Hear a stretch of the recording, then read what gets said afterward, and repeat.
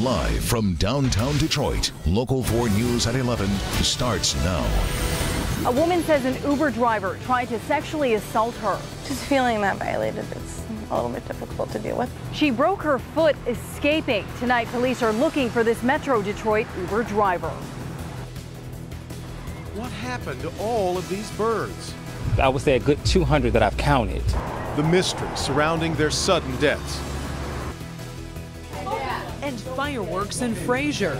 You two are disgusting and embarrassing human beings. Sexual harassment allegations against the mayor and a city councilman.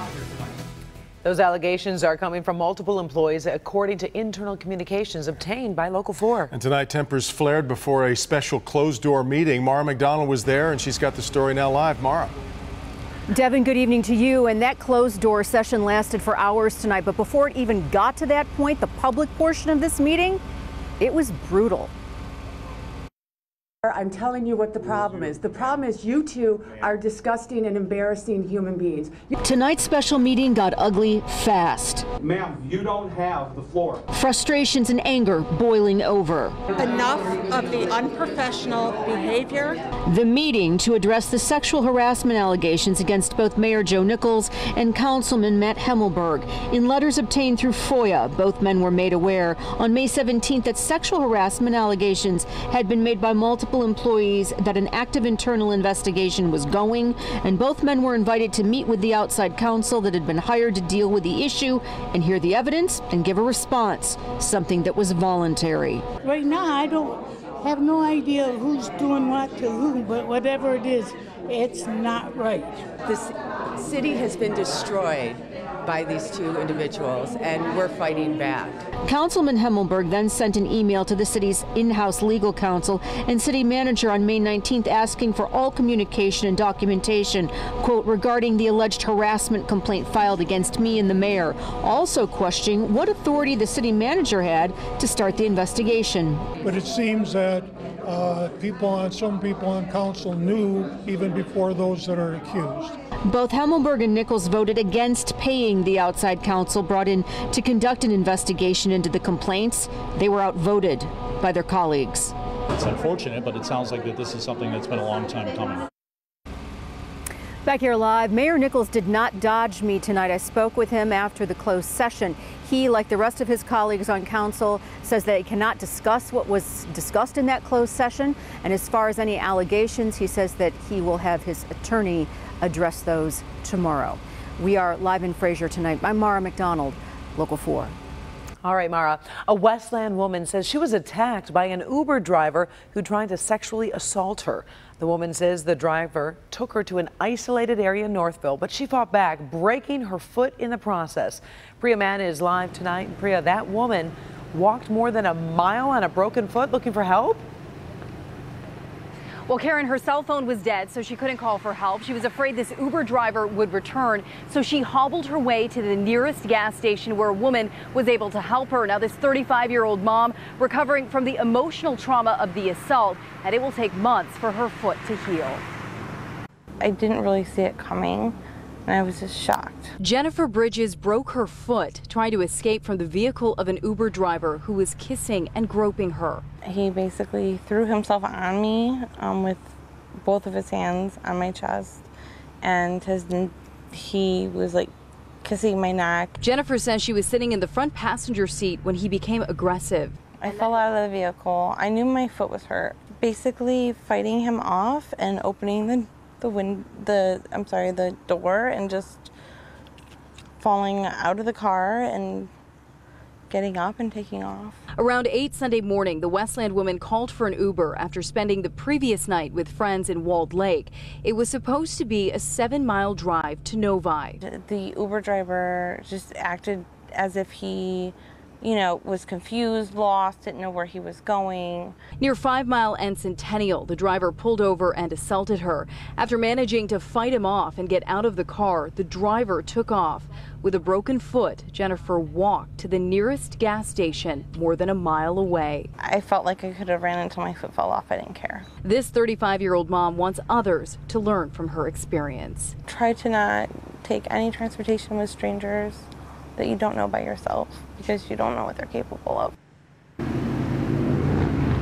Northville Township Police are investigating. Jennifer was able to provide them with his license plate information she got from Uber. And in fact, at one point during the ride, he let her use his phone. Police also have that information as well. Reporting live from Westland, I'm Priya Mann, Local 4. Priya, any word from Uber on this case?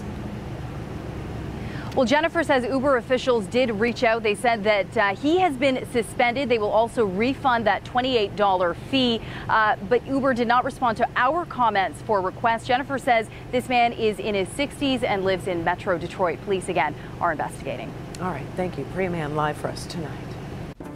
Warm evening and steamy and possibly stormy tomorrow. Ben, some might welcome a little rain, though. Yeah, in the last 2 weeks, Devin, 4/100ths of an inch is all we have picked up, even after that very wet start to the spring.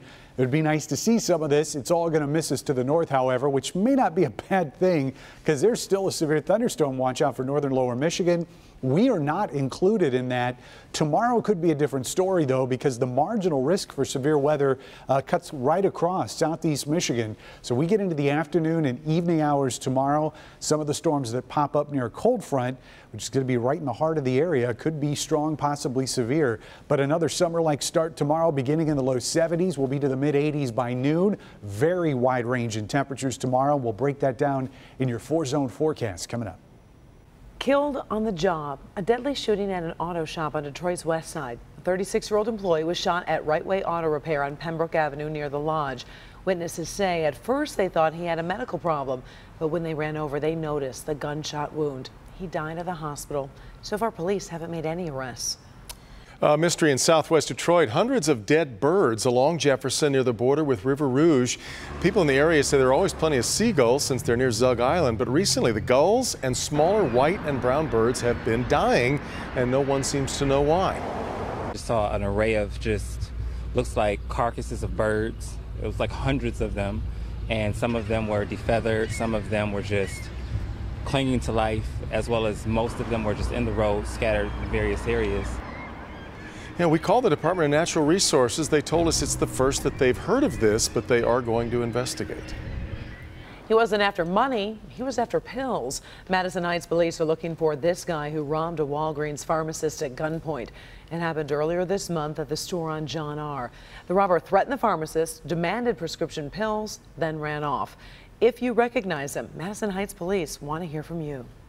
Protests continue tonight over the weekend sweep that now has dozens of immigrants facing deportation. ICE agents arrested them yesterday and bused them to a detention center in Ohio.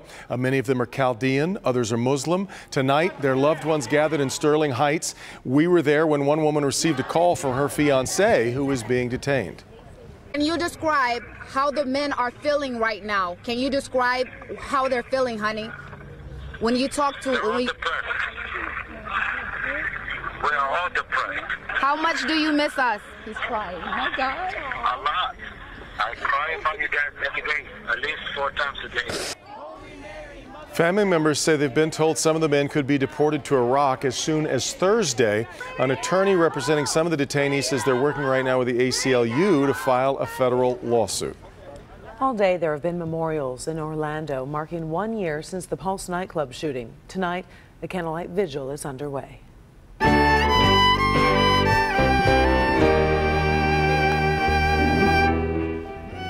1 year ago today, 49 people were shot and killed inside that nightclub. Tonight, crowds gathered lighting candles, laying flowers, and singing in remembrance of the victims who were simply enjoying a night out. Latest must-see TV in Washington comes tomorrow. Last week it was James Comey, and tomorrow it's Attorney General Jeff Sessions. He will testify publicly before the Senate Intelligence Committee. The panel investigating Russian hacking. Sessions offered to make it a public hearing, and you can watch it live right here on Local 4. Our coverage starts at 2:30 tomorrow afternoon. Little Caesars Arena is hiring. The soon-to-be completed arena is hosting a job fair on Wednesday to fill 1,000 part-time openings. The job fair will be held at Joe Louis Arena from 2 to 7. We were told earlier today 92 days until the first event, right. And that'll be Kid Rock's concert at the arena. His defense took just 6 minutes. The one reason Bill Cosby's attorney says he is not guilty of sexually assaulting a woman. Baseball bat, road rage. What set off this brutal attack between two drivers? And she was forced to bury her son. And this is hard to deal with. It's not right, and I'm not the only family going through it. The mystery surrounding his death and why the case may never be solved. Coming up Tuesday morning, only on Local 4 News today, great Father's Day giveaways for great local dads. Make sure you post your pictures on Facebook and then watch all week long to win big. Plus a true taste of northern Italy right here in our backyard. Neapolitan-style pizza. It is home-rolled pasta and more. Take a trip with us for Tasty Tuesday at 6 a.m. Also, Brandon, the heat is on. We've got your weather and traffic, as always, on the 4s. When you join us from 4:30 to 7 a.m. Detroit mornings start here. Her son run over and left for dead 6 months ago, and the killer is still out there. Tonight, that mother shares her heartbreak with our Sandra Ali, vowing to fight until there is justice for Michael. Michael Proxmire loved to ride his bike more than anything, and that's what he was doing the night he was killed. This is Michael about a month before he passed away. Marie Weinkoff still finds it hard to believe she outlived her 49-year-old son, Michael. This is Michael now in an urn. And this is hard to deal with. On a Friday night last December, Michael Proxmire headed out to have dinner with a friend. Sometime after 9:30, Michael headed back home on his mountain bike when a driver ran him over and took off. It happened here near the intersection of 10 Mile Road and Huron in Ferndale. The area is lit, but still pretty desolate. Whoever hit Michael left him in the roadway. His bike was found about 10 feet away. All what we want to know is what happened, how it happened. To me, the bike was on the sidewalk. He was in the street. Just want to know what happened. It wasn't until sometime later, possibly even closer to midnight, when a passerby called 911. Does not add up to me. You know, he just rode the bike all the time. And the only thing I can't figure out is why wasn't the bike hit? Michael's mother raced to Beaumont Hospital. I was stunned. I just took him and shook him and shook him and Michael, don't do this, wake up. But sadly, it was already too late. Making the case even more challenging for detectives, a lack of witnesses. Mark Proxmire says detectives in the State Police Crime Lab analyzed his brother's clothes, looking for clues. He says they told him the driver who hit Michael was likely behind the wheel of a red car with a custom paint job. While it's been more than 6 long months with no resolution for Michael's family, they continue to pass out flyers, hoping someone with information comes forward. You know, it started out an accident. Now you made it a homicide. And you gotta live with that. And I wanna know how you can function every day.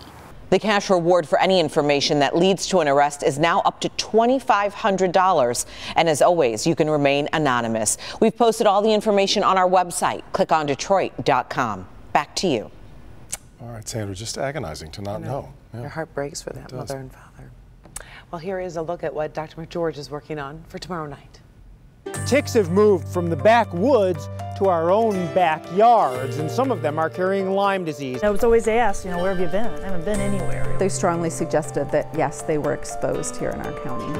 I'm Dr. Frank McGeorge. Tomorrow night at 11, what health officials want everyone to know about the risk of ticks right here in Southeast Michigan and the change you need to make to protect your family. The recoil of the faces in the studio. Yeah, we were getting a little heebie-jeebies the from ticks. Those ticks. Yeah. Stay away from, but we're definitely in tick season. They love hot weather. Yeah.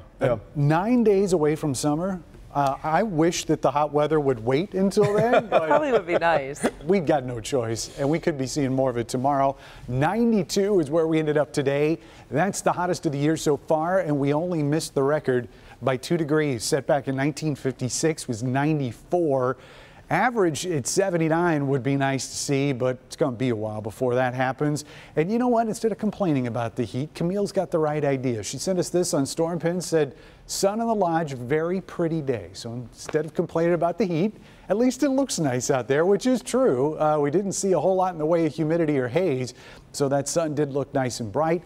just did number on us, though, for most of the day. And we're still hanging around the low 80s here in our metro zone. Numbers in the 70s outside of that. And one of the cool spots is Ann Arbor at 68. So we told you at the top of the show, the storms that are across northern lower Michigan will stay away from us tonight. Tomorrow, we could be seeing some of those in the afternoon and evening, and they may be on the strong side. Cold front's on its way down. That'll be the focus point for those storms in the afternoon. But we're also going to see multiple chances of thunderstorms going forward from there. Again on Wednesday, also in the afternoon, looks like the best shot there. And then once we get into Thursday, could see a couple rounds, first in the morning and then again in the afternoon as that cold front passes. Even though we will see temperatures dip a bit, they're not going to go very far from where we have been seeing those numbers end up for the last couple days. 72 tonight, storms staying north. Look at the difference in high temperatures here in our 4-zone forecast. We'll start in the metro zone, and you'll be able to see at least a little bit of a change here. Clinton Township at 80, ranging to 87 down in Romulus. Pretty big range, at least for the zone, but 90s show up down here towards the state line. Blissfield, Lambertville, Dundee. In fact, most of our south zone will be in the low 90s. Not so much in our west zone, anywhere from 89 in Manchester to only 80 up in Flint. And look at the numbers here in our north zone, north of M59. There'll be places that actually see the 70s for highs, maybe as cool as 72, 74 here closer to Lake Huron as that front comes through about half of the area tomorrow, leaving the southern half still in the heat. Notice we don't have any 90s here in the 7-day forecast. We're staying in the 80s through Sunday and then dipping a little bit on Monday, but we're not going to be too far from where we were at today. Morning lows not terribly cooler either. So we've got a little bit of pre-summer to get through before we get to the real stuff. 5 degrees cooler, maybe. Yeah. I don't know if you can feel that. Not Can you? at this. No, I don't think so. I don't think so. Thank you, Ben. Say what you will about teenagers constantly taking selfies, or other people that you might know. Which company is now hiring for the summer through Snapchat? Also, Fast and Furious through Ferndale. But it wasn't police who brought this high-speed chase to an end. Who gave them a helping hand? You're a brave